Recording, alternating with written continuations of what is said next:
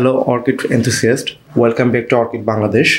আমি ফারুক। আজকে আপনাদেরকে দেখাবো আমার পার্সোনাল অর্কিড ফার্টিলাইজার রুটিন। অনেকেই জানতে চেয়েছেন অর্কিড ফার্টিলাইজারটা কীভাবে দিতে হবে। শীতকালে কি অর্কিড ফার্টিলাইজার দেওয়া বন্ধ রাখবেন, বা আপনারা কীভাবে ফার্টিলাইজারটা দেবেন? অনেকে এই বিষয়ে কনফিউজ থাকেন, বা অনেকে বলেন যে ব্যালেন্স ফার্টিলাইজার বা এটা দিতে হবে সেটা দিতে হবে।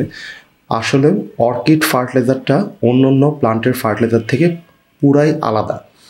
কারণ যখন অর্কিড মানুষ রাখা শুরু করলো তখন তারা নর্মাল ফার্টিলাইজার দিত, এবং এর ফলে অর্কিডের গ্রোথটা অপটিমাম গ্রোথ আসতো না, যেটা ব্যালেন্স ফার্টিলাইজার বলা হয় 20-20-20 বা এই ধরনের বিভিন্ন ধরনের ফার্টিলাইজার, ওটার থেকে প্রপার গ্রোথটা আসতো না। এর ফলে যেটা হয়, হয়তো অনেকেই জানেন যে মিশিগান স্টেট ইউনিভার্সিটি, আমেরিকার একটি ইউনিভার্সিটি আছে, এটি গবেষণা করে দেখা যায় যে ওই ব্যালেন্স ফার্টিলাইজারে অর্কিডের গ্রোথ তেমন আসে না, এবং তারা একটি স্পেশাল ফর্মুলা আবিষ্কার করে যেটার নাম হচ্ছে এমএসইউ ফর্মুলা।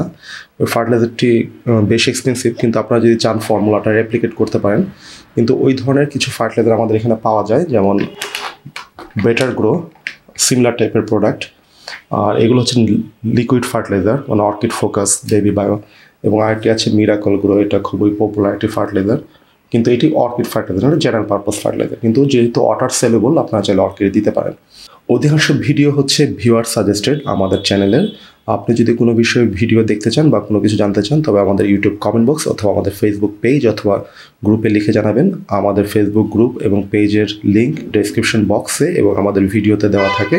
ভিডিওটি ভালো লেগে থাকলে অবশ্যই আমাদের চ্যানেলটি সাবস্ক্রাইব, লাইক এবং শেয়ার করবেন। যারা একবার চ্যানেলটি সাবস্ক্রাইব করেছেন তার সেকেন্ড টাইম সাবস্ক্রাইব করার দরকার নেই। সেকেন্ড টাইম সাবস্ক্রাইব ক্লিক করলে আপনার চ্যানেলটা আনসাবস্ক্রাইব হয়ে যেতে পারে। আপনারা অবশ্যই জানেন যে অর্কিডের স্টার্নিং ব্লুম পেতে হলে বা সুন্দর ব্লুমের জন্য আপনার অবশ্যই ফার্টিলাইজারের দরকার আছে। আপনারা যদি এই প্লান্টের ফ্লাওয়ারগুলো দেখে থাকেন, ফুলের যে আকার, এগুলো অনেক বড়।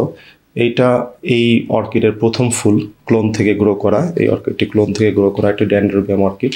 এটা প্রথম ফুল হচ্ছে। এটা প্রথম ফুল সাধারণত অল্প আসে, 2-3টার বেশি আসে না। সেকেন্ড ব্লুমটা অনেক বড় হবে। প্রথমেই আপনাদের জানতে হবে অর্কিডের নিউট্রিয়েন্ট কেমন লাগে। আপনার যে কোনো প্লান্টের মতো অর্কিডেরও নিউট্রিয়েন্ট প্রয়োজন হয়, কারণ অর্কিড যেখানে গ্রো করে সেখানে সে ন্যাচারাল এনভায়রনমেন্ট থেকে নিউট্রিয়েন্টগুলো পেয়ে থাকে। কারণ এমন পরিবেশে গ্রো করে হচ্ছে রেইন ফরেস্ট অথবা আপনার পাহাড়ের উপর, যেখান থেকে বিভিন্ন ধরনের নিউট্রিয়েন্টগুলো পচা পাতা অথবা আপনার পাখির যে আপনার ড্রপিং আছে, এইগুলো আপনার ওয়াশড আউট হয়ে আস্তে আস্তে ফার্টিলাইজ হয়ে অর্কিডে খুব স্লোলি গ্রহণ করে। কিন্তু আমরা যখন যদি বাসায় নিয়ে আসি এবং এটি টোটালি ইনঅর্গানিক বা অর্গানিক মিডিয়াতে লাগাই, যেগুলোতে কোনো ধরনের নিউট্রিয়েন্ট থাকে না, এবং আমরা যে রেগুলার ফার্টিলাইজারগুলো আছে, আপনার ইউরিয়া বলেন বা অন্য ধরনের ফার্টিলাইজার, অথবা আমাদের যে আপনার কম্পোস্ট টাইপের ফার্টিলাইজার, ওইগুলো আপনার বিভিন্ন প্রসেসের মাধ্যমে ব্রেকডাউন হয়, নাইট্রেট হয়, যেটি নাইট্রেট ছাড়া আপনার প্লান্টে ফার্টিলাইজার যায় না। আমরা এটি আপনার এখানে স্ক্রিনশট দিয়ে দেখিয়ে দিব এটা কীভাবে ফার্টিলাইজারটা কনভার্সন হয়। আমরা এর আগেও আমাদের ভিডিওতে আপনার এক্সপ্লেন করেছি, আপনারা চাইলে এটি দেখে নিতে পারেন। আমাদের চ্যানেলে অনেক ভিডিও আছে অর্কিড বিষয়ক, প্রায় 130টি প্লাসের মতো ভিডিও আছে, আপনারা দেখে নিতে পারেন। যেহেতু অর্কিডের ফার্টিলাইজারটা একটি খুবই গুরুত্বপূর্ণ একটা বিষয় আপনার প্রপার গ্রোথের জন্য, এই জন্য আমাদের চেষ্টা করতে হবে অর্কিডে এমন ফার্টিলাইজার দেওয়ার জন্য যেটি পারফরমেন্স আপনার ভালো পাবেন। কারণ হচ্ছে আমরা যারা বাসায় অর্কিড গ্রো করি, আমরা সবসময় চাই যে আমাদের অর্কিডটি অন্যদের অর্কিড থেকে সবসময় ভালো গ্রো করুক। এবং আপনারা হয়তো জানেন না যে উন্নত দেশগুলোতে, যেমন আমেরিকা এবং ইংল্যান্ডে বিভিন্ন সোসাইটি আছে, যেমন এই ফার্টিলাইজারটি আমেরিকান অর্কিড সোসাইটি দ্বারা এন্ডোর্স করা, তারা এটি রেকমেন্ড করে এটি ইউজ করার জন্য। আমেরিকান অর্কিড সোসাইটি হচ্ছে অর্কিড বিষয়ক ওয়ার্ল্ডের সবচেয়ে বড় অর্গানাইজেশন। এদের থেকে বড় কোনো অর্গানাইজেশন সারা পৃথিবীতে নেই।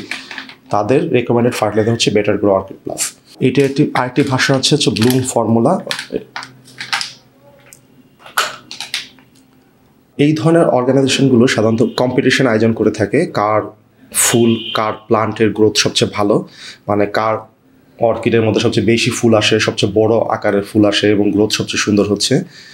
এই জন্যই সাধারণত এই ধরনের ফার্টিলাইজার এবং প্রোডাক্টগুলো ক্রিয়েট করা হয়েছে বিভিন্ন কোম্পানির মাধ্যমে। যেহেতু আমাদের দেশে এই ধরনের কোনো অর্গানাইজেশন নেই, বা আমরা এটা ঠিকমতো জানিও না, যারা গ্রোয়ার আছে এই বিষয়ে তাদের অনেকের আইডিয়া নেই। অনেকে হয়তো অনেক বছর যাবৎ অর্কিড গ্রো করছে, 30-40 বছর যাবৎ, কিন্তু তাদের ট্রেডিশনাল বা এই ধরনের নতুন প্রোডাক্টগুলো সম্বন্ধে খুব একটা ভালো ধারণা নেই। আমি দেখলাম যে আমি অনেক জায়গায় গিয়েছি বাংলাদেশে যারা অর্কিড গ্রো করে, অধিকাংশ মানুষের প্রোডাক্ট চয়েস খুব একটা ভালো না, বা গ্রোয়িং কন্ডিশনের প্লান্টগুলো খুব একটা ভালো না, বা স্বাস্থ্য যেটা দেখে মনে হলো খুব একটা ভালো কন্ডিশনে নেই। যাই হোক, যেহেতু আপনাদেরকে আগেই বলেছি যে আপনার অর্কিড অন্যান্য প্লান্টের মতো নিউট্রিয়েন্টের প্রয়োজন হয়, এই জন্য আপনার এটিতে হেলদি গ্রোথ এবং ফুলের জন্য ফার্টিলাইজার দেওয়ার প্রয়োজন আছে। এখন আমরা দেখাবো কতদিন পর পর ফার্টিলাইজার দিতে হয়। সাধারণত এই ফার্টিলাইজারটি দিতে হয় মাসে 3 বার, আর এটি দিতে হয় একবার। মানে আপনি এক মাসকে 4 সপ্তাহ ভাগ করবেন। প্রথম 3 সপ্তাহ দিবেন এই ফার্টিলাইজারটি, এর পরের 1 সপ্তাহ দিবেন এটি। সবচেয়ে ভালো হয় আপনারা যদি একটা ফার্টিলাইজার রুটিন বানিয়ে নিতে পারেন। আপনারা যদি দেখেন এখানে একটি ক্যালেন্ডার আছে, ক্যালেন্ডারে আপনারা যে কোনো একটা ডেট পিক করে নেবেন, মানে দিন পিক করে নেবেন। যেমন আমি সবসময় ফার্টিলাইজার দিই শুক্রবার, তো আপনারা যদি ধরেন ডিসেম্বরের 1 তারিখে গ্রো দিয়ে থাকেন, 8 তারিখে আবার গ্রো দিবেন, 15 তারিখে আবার গ্রো দিবেন, 22 তারিখে গিয়ে ব্লুম দিবেন, আবার 29 তারিখে গ্রো দিবেন। এটি যেন মিস না হয় বা ভুল না হয়, এই জন্য আপনি যখন ফার্টিলাইজার দিয়ে ফেলবেন, দেওয়ার পর চেষ্টা করবেন এখানে একটি দাগ দিয়ে দেওয়ার জন্য। মানে এটা দেওয়া শেষ, এখানে একটি দাগ দিয়ে দিবেন, এখানে লিখে দিবেন ব্লুম, যদি আপনি ব্লুম দিয়ে থাকেন। আর যদি গ্রো দিয়ে থাকেন, এখানে দিলেন গ্রো দিয়েছেন, এখানে লিখে দেবেন জি, বা আপনার যেটা সুবিধা হয়। আবার এখানে গ্রো দিলেন, এখানে লিখে দিবেন জি। আবার যদি 22 তারিখ গ্রো দেন, 22 তারিখ একটা দাগ দিয়ে এখানে লিখে দেবেন জি। তাহলে আপনার এটা গ্রো গ্রো গ্রো, আবার 29 তারিখ গিয়ে আপনার ব্লুম দিতে হবে, এখানে আবার হবে ব্লুম। এইভাবে আপনারা একটা রুটিন বানিয়ে নেবেন। আর যদি আপনাদের কাছে ফিজিক্যাল ক্যালেন্ডার না থাকে, তবে এই ক্ষেত্রে আপনারা অ্যান্ড্রয়েড ফোনে বা আপনার যে স্মার্টফোনে যে ক্যালেন্ডার ইউজ করতে পারেন, ব্যবহার করতে পারেন, এটা কোনো সমস্যা নেই। এখন হচ্ছে কতটুকু ফার্টিলাইজার দিতে হয়। আমি সবসময় এই কোম্পানি যতটুকু রেকমেন্ড করে এর হাফ ফার্টিলাইজার আমি দিয়ে থাকি। কারণ হচ্ছে বেশি দিয়ে আপনার প্লান্ট নষ্ট করার থেকে হাফ দেওয়া বেটার। মানে ও যদি বলে যে এখানে 2 গ্রাম দিতে হবে, তবে আমি এটা 1 গ্রাম দিই। টিপস হচ্ছে যে আপনার যখন শীতকালে যখন অর্কিড গ্রো করে না, তখন আপনারা ওই অর্কিডটিতে ফার্টিলাইজার নাও দিতে পারেন। কিন্তু আমাদের যে এই অর্কিডগুলো আছে, যেমন এটি ড্যান্ড্রোবিয়াম হাইব্রিড, এটি সারা বছরই গ্রো করে এবং দেখছেন শীতকালে এটির ফুল এসেছে। মানে এইগুলোতে আপনার সারা বছরই ফার্টিলাইজার দিতে হবে। কিন্তু আপনার যদি কোনো স্পিসিস অর্কিড থেকে থাকে, যেগুলো আপনার ডোরমেট পিরিয়ডে চলে যায় শীতকালে, ওই অর্কিডগুলোতে আপনার পানিও কমিয়ে দিতে হবে এবং ফার্টিলাইজার দেওয়া বন্ধ করে দিতে হবে, অথবা মাসে আপনি একবার দিতে পারেন, ফার্টিলাইজার দেওয়া দরকার নেই। এখন আপনাকে দেখাবো কীভাবে ফার্টিলাইজার মিক্স করতে হয়। আপনারা দেখতে পাচ্ছেন এটি আমার ফার্টিলাইজার দেওয়ার যে স্প্রেয়ারটি আছে, কশিন মিস্টার অটো। এখানে হয়তো আপনারা দেখতে পারবেন না, কারণ বডি কালারের এখানে আপনার দাগ দেওয়া আছে 1 লিটার, 2 লিটার, 3 লিটার, 4 লিটার। মানে হচ্ছে আমি যেটা করি 4 লিটার সবসময় মিক্স করি 1 গ্যালন। কারণ হচ্ছে এই ফার্টিলাইজারটির ওরা 1 গ্যালনে মিক্স করতে বলে, 1 টিস্পুন 1 গ্যালনে। এটার ভিতরে একটা চামচ আছে, চামচের ভিতরে একটা দাগ দেওয়া আছে, ওটা হচ্ছে 1 গ্যালন। 1 গ্যালনের জন্য মানে 1 টিস্পুন। কিন্তু ওইখানে যেই পরিমাণ ফার্টিলাইজার আসে, আমরা যদি 1 লিটারে মিক্স করি, তবে ওটা 1 গ্রামের থেকে একটু কম বেশি হয় আর কি। মানে আপনার 1 গ্যালনের জন্য টোটাল 4 গ্রামের মতো ফার্টিলাইজার প্রয়োজন হয়। এবং এই ফার্টিলাইজারটি গ্র্যানুলার এবং পাউডার মিক্স ফর্মুলা, এবং পানিতে দেওয়ার সঙ্গে সঙ্গে এটি গুলে যায়। এবং এর কোনো রঙটা যেটা আছে একটু হালকা স্কাই ব্লু টাইপের রঙ, এই রঙটাও হাতে লাগে না। আপনার যদি ধরেন হাতে লাগবে না, কোনো ধরনের আপনার চামড়ায় কোনো রকম কালার হবে না। এই ফার্টিলাইজারটি টোটালি পাউডার ফর্মে থাকে, একদম পাউডার, কিন্তু একটু হালকা কালারের। এবং এইগুলোও পানিতে দেওয়ার সঙ্গে সঙ্গে আপনার গুলে যায়, কোনো ধরনের রেসিডিউ থাকে না, ইনস্ট্যান্ট মিক্স হয়ে যায়। তারপরে যে ফার্টিলাইজারগুলো আছে, এটা হচ্ছে আপনার baby bio concentrated orchid fruit, এটা বেয়ার কর্পোরেশন জার্মানির। এটাতে আপনার এটার ভিতরে একটি মেজারিং সিস্টেম দেওয়া আছে, কত ফোঁটা কত লিটার ওয়াটারে দিতে হবে, এখানে পিছনে লেখা আছে, এভাবে আমরা অ্যাপ্লাই করতে হয়। আমি এই ফার্টিলাইজারটি ব্যবহার করি অর্কিড ফোকাস। এটা হচ্ছে গ্রো ফর্মুলা, এটা ব্লুম ফর্মুলা আছে। কারণ এটার কিন্তু আপনি যদি দেখেন, এটার রেশিও আরও কম, 1% নাইট্রোজেন, 0.7% ফসফরাস এবং 1.9% হচ্ছে পটাশিয়াম। আপনার এটা খুবই মানে লো কনসেন্ট্রেটেড ফার্টিলাইজার, কিন্তু এটার পারফরমেন্স খুবই ভালো। সো যারা বলে থাকেন যে 20-20-20 দিতে হবে, তাদের জন্য এই ফার্টিলাইজারটি হচ্ছে একটি বড় উদাহরণ যে আপনার ওই ধরনের ফর্মুলার থেকে স্পেশালি ফর্মুলেটেড অর্কিড ফার্টিলাইজার বেশি কার্যকরী। আর আপনারা যদি এই ধরনের ফার্টিলাইজারগুলো দেখেন, মিরাকলগুলো, এগুলো আবার অন্য রেশিওতে বানানো, কিন্তু এইটার রেশিও হচ্ছে 24-8-16। তারপরেও এই ফার্টিলাইজার পারফরমেন্স এটার থেকে খারাপ, কারণ হচ্ছে 24-8-16 হলেও নাইট্রোজেনটা নাইট্রেট বেস না, এটা হচ্ছে ইউরিয়া বেস অথবা অ্যামোনিয়াম বেস। এটা নাইট্রোজেন হচ্ছে নাইট্রেট বেস, সো এটার পারফরমেন্স বেশি ভালো। নাইট্রেট আপনার প্লান্টে খুব ফাস্ট নিতে পারে, এটাকে বলা হয় ইউরিয়া ফ্রি ফার্টিলাইজার। এই সবগুলো ইউরিয়া ফ্রি ফার্টিলাইজার, এখানে কোনো ইউরিয়া নেই। এই ধরনের স্প্রেয়ারের বোতলের ভিতরে আপনার কাছে যেই ধরনের স্প্রেয়ারের বোতল আছে এবং আপনার যতগুলো প্লান্ট আছে এটার উপর বেস করে আপনার ফার্টিলাইজারটি মিক্স করে নেবেন পানিতে 1 লিটার থেকে 4 লিটারের মতো। দেখা যায় যে 1 লিটার ফার্টিলাইজার দিয়ে আপনি কম করে হলে 20 থেকে 25টি প্লান্ট বা অনেক সময় আরও বেশি প্লান্টও ফার্টিলাইজ করা যায়, কারণ আপনার ফার্টিলাইজার কিন্তু পাতায় দেওয়ার দরকার নেই, অনলি আপনি গ্রোয়িং মিডিয়ামে দিবেন। মানে আপনার যে এখানে যে প্লান্টটি আছে এই প্লান্টের শুধু মিডিয়ামে আপনার ফার্টিলাইজার দিবেন, মানে গোড়ায় ফার্টিলাইজারটা দিবেন, যেখানে মিডিয়াতে আছে মিডিয়াতে ফার্টিলাইজার দিবেন, আপনার পাতায় ফার্টিলাইজার কোনো দেওয়ার দরকার নেই। আপনার যদি ফার্টিলাইজার বেঁচে যায়, মানে ফার্টিলাইজার দেওয়ার পরে থেকে যায়, ওই ফার্টিলাইজারটা আপনারা চাইলে ফ্রিজে রেখে দিতে পারেন আপনার একটা ডার্ক বোতলে ভরে, এবং এরপরে আবার দেওয়ার আগে এটি বের করে রুম টেম্পারেচারে আবার নেক্সট উইকে ব্যবহার করতে পারবেন কোনো রকম সমস্যা ছাড়া। কিন্তু আপনার যদি দেখেন যে ফ্রিজে রাখার পরে বা বাইরে রাখার পরে ফার্টিলাইজারের ভিতরে কোনো ধরনের শ্যাওলা জমে গিয়েছে বা এলজি গ্রো করেছে, তো ওই ক্ষেত্রে আপনার ফার্টিলাইজারটি ব্যবহার করবেন, এটা ফেলে দেবেন।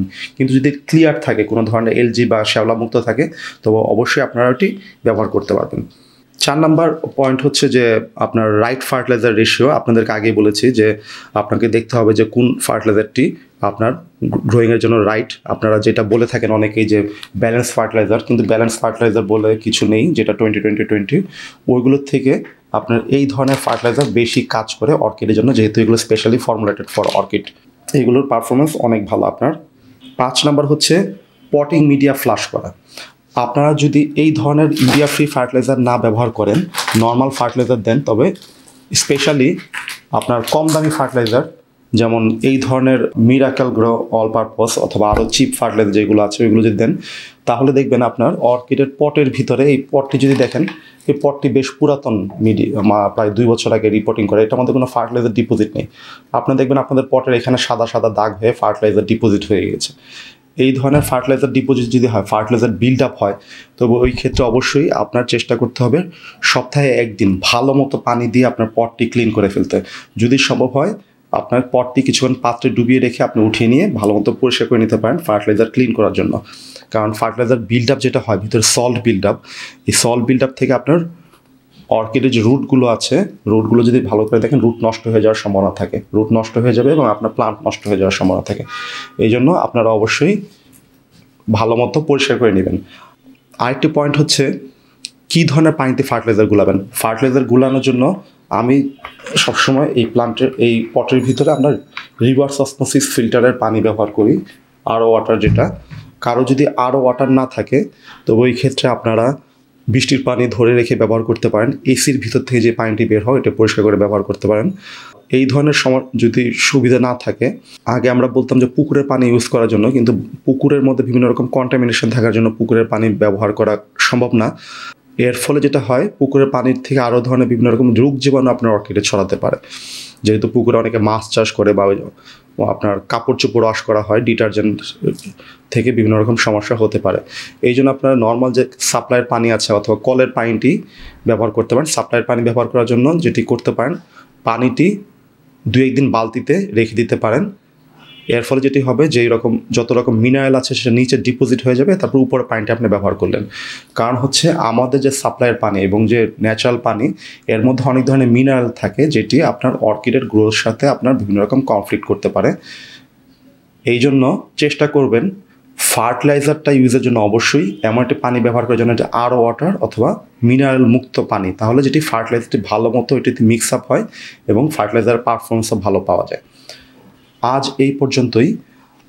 এই টিপসটা আমার পার্সোনাল টিপস। আপনার কারো যদি ভালো না লাগে তাও আপনার ফলো করার কোনো প্রয়োজন নেই। আপনার যদি মনে হয় এই টিপসে আপনার প্লান্টের ক্ষতি হতে পারে বা আপনার প্লান্টের কোনো সমস্যা হচ্ছে, এই জন্য আমরা কোনো রকম রেসপন্সিবল না। এটা আমাদের প্লান্টে দিয়ে আমরা ভালো উপকার পেয়েছি এবং প্রতিটা অর্কিড হচ্ছে ইউনিক এবং ওই অর্কিডের সিচুয়েশন এবং প্রয়োজন অনুযায়ী এবং এনভায়রনমেন্ট অনুযায়ী আপনার যত্নটা টেইলর করতে হতে পারে। ভিডিওটি ভালো লেগে থাকলে অবশ্যই আমাদের চ্যানেল লাইক এবং ভিডিওটি শেয়ার এবং আমাদের কমেন্ট করে লিখে জানাবেন আপনাদের ভিডিওটি কেমন লাগলো। আজ এই পর্যন্তই, ধন্যবাদ।